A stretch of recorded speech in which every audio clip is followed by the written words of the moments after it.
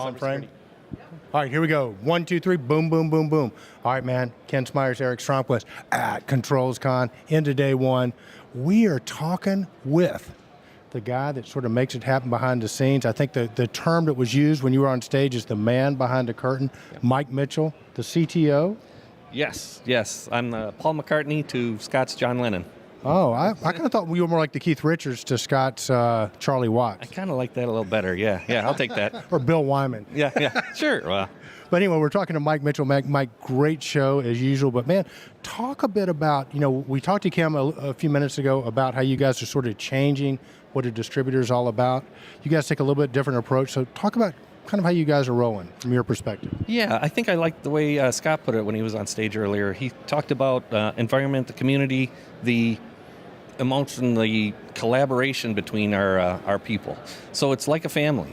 We all get along really well together. We like a lot of the same things. There's a big onboarding process for when you're an employee with Cochrane, and it's that journey from Padawan to Jedi. I like that, Padawan to Jedi. Yeah. Okay, Obi-Wan Kenobi, you got a question for Mike? I sure do. Well, Mike, listen, Cochrane Supply is kind of rose above the typical parts and smarts distributor, and it basically evolved into a service provider of magnitude and setting a standard for many, many things. Tell us about some of the programs you have, particularly with IT and cybersecurity, and why you've had success with it and why it's so important. Oh, it's great. We've had a lot of different programs for that. Kind of guiding people with master systems integration and the entire length of the job from start to finish, that whole job life cycle. So cybersecurity is super important. A lot of people these days don't pay enough attention to it, and it's kind of a struggle to get them to have enough involvement. Yeah. Well, I think you mentioned budgets. Right now you have to provide the services basically non-gratis because they don't want to pay the additional costs. But the future is going to dictate that there will have to be more budgeting. Yes. Yeah. I think so. And just make it a part of the natural spec for the job. Sure. There's some push for that. There's some really great things on the Tritium resource library for that. Some specifications. Greg Fitzpatrick, our guy, works with specs all day. Fantastic stuff. Good information.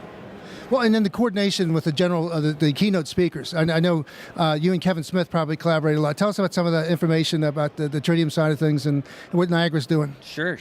Like I mentioned, that resource library that they have online is fantastic. He did a great white paper on there for cybersecurity. I highly recommend it. It gets you going in the right direction. It kind of follows the same guidelines of ICS CERT and their defense in depth documentation. Right. It's fantastic stuff. Cool.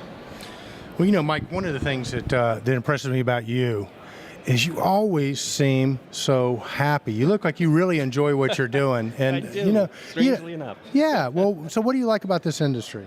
Probably the challenge, the ingenuity that you have to have, the things that you can come up with. It's always something different. Everything, integration and between the IT side and the old, ways of thinking. It's that challenge. I think it just keeps it fresh. Yeah, no, and I think you have to have sort of an attitude like you do, where it's a challenge. That's a great way to. You didn't say a problem. You said a challenge. And I think just that change.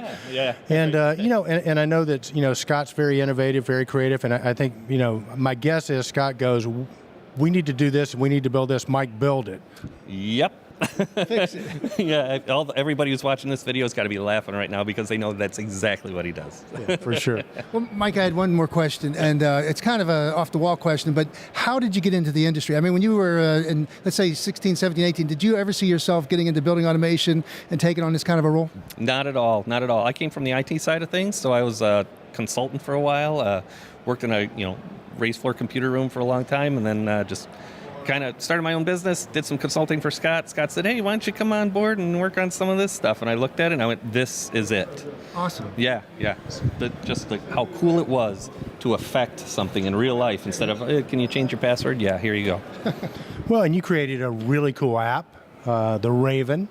And I think most of our community's heard about it, but just in case somebody hasn't, tell real quickly about the Raven. Oh, it's a notification service for Niagara. So it uses a simple notification service off of leveraging Amazon's web services. And it's a nice, easy, convenient, and cyber-secure way of getting information out of your system to your cell phone. Awesome. So it's a data diode, too. It's very secure.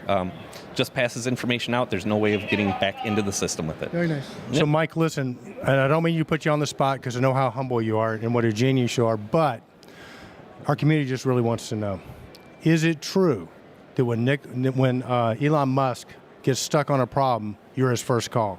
Yes. There you go. Okay. Mike Mitchell, sorry, Elon, we busted you, but that's what happens when you smoke pot on Joe Rogan's show. That's right. Mike, good man. Thanks so much, buddy. Yep. Thank you. Thank you, guys. Yep.